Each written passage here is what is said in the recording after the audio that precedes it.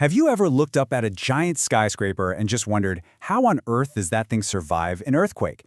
You know, we all think of strength as being rigid, as something that just won't break. But what if I told you the secret to survival isn't about being unbreakable, but about knowing exactly how to break? So your first instinct, right, is just make it stronger, reinforce it, brace it, build it so tough that no force on earth can move it. But as engineers have learned, sometimes the hard way, fighting that incredible energy head-on, well, that's a losing battle. And that's the secret. It's a completely counterintuitive idea. The key to making a building survive an earthquake isn't to stop it from failing. It's to control precisely how, and more importantly, where it fails.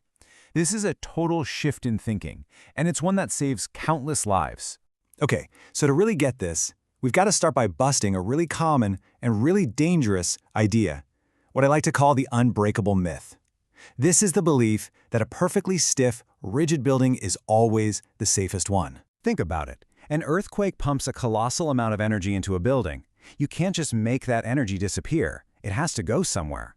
So the real goal of smart earthquake design isn't to stop that energy, it's to manage it, to channel it in a controlled, predictable way so you can prevent a sudden, catastrophic collapse. So if the goal is to have a controlled failure, how in the world do you actually design a breaking point?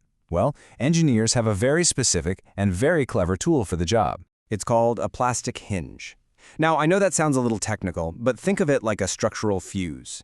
It's a spot in the building that is deliberately designed to be a weak point, a spot that will bend and deform permanently, soaking up the earthquake's energy so the rest of the building doesn't have to. You can actually feel this yourself. If you grab a paper clip and bend it just once, it's fine, right? It holds its new shape. But if you bend it back and forth over and over in the exact same spot, you'll feel the metal start to get warm. It gets kind of soft and weak right before it snaps. That warm, weak spot is the plastic hinge. It's the place where all the energy is being focused and burned off as heat. So we know this hinge is going to form somewhere in a building during a quake. That's a given. The absolute million-dollar question for any engineer is where?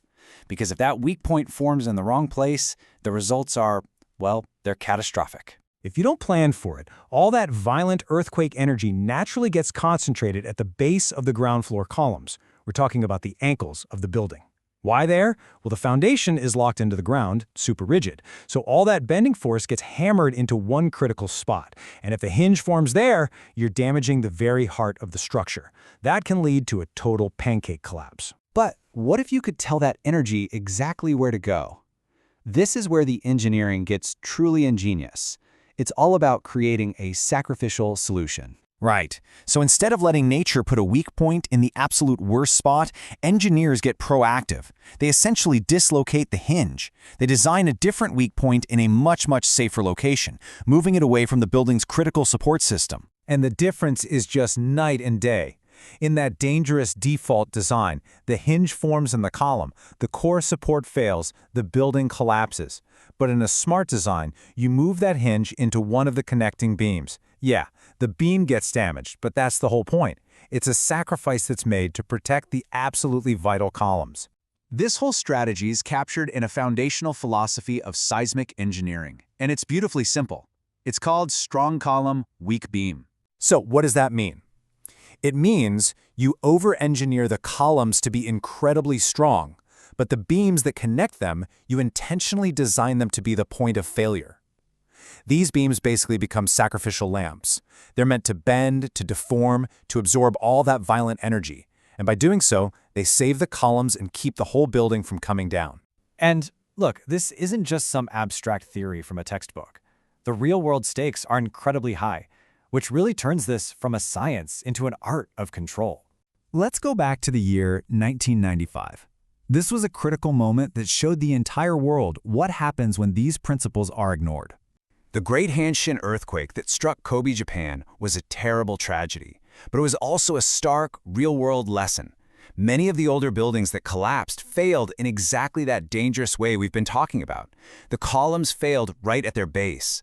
It was a devastating demonstration of why controlling failure is, quite literally, a matter of life and death. So what's the big takeaway here? It's the true structural strength isn't about brute force and just resisting. It's about the elegant science of managing incredible amounts of energy. It's accepting that a building might get damaged, that it might have to bend, but designing it so that it will not break apart. A building can be repaired, but the number one ultimate goal is always to protect human life. It really gets you thinking, doesn't it? This whole idea of creating a designated sacrificial weak point to protect the more critical system? It's such a powerful concept that goes way beyond buildings. So I'll leave you with this. Where else is intelligently designing for failure actually the smartest way to succeed?